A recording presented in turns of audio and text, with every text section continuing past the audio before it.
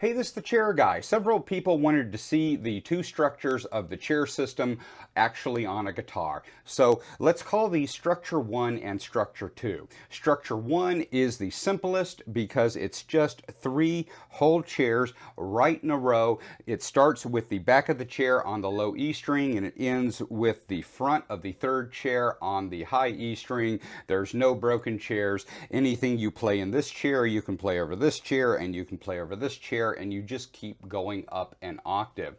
The second structure is actually very similar to the first structure. It just gains a few notes and loses a few notes, and you play it a little differently. And what's really cool is they just alternate.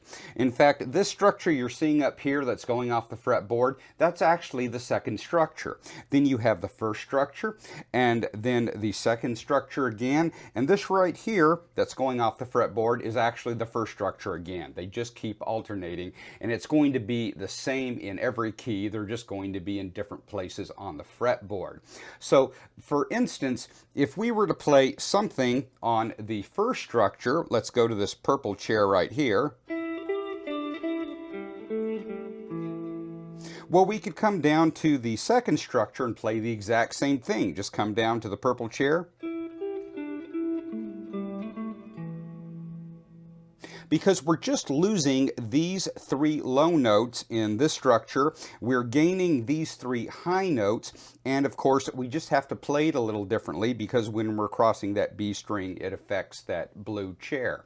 But this is great because if you're playing on, say, the first structure and you need to get to those higher notes, you can just slide down to those higher notes and then keep playing across this blue chair as if you were up here. So it's a great way to just see the fretboard as a whole.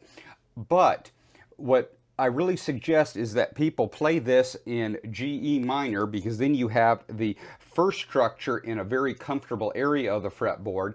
And then if you play the C, A minor structure, then you have the second structure in the most comfortable area of the fretboard. And it's just a good way to learn to play both of those structures where you can actually play the exact same thing, because it is always going to come down to the chair. So because the chairs are identical, even though you're sliding from structure to structure, you can still play the same thing just in different areas of the fretboard.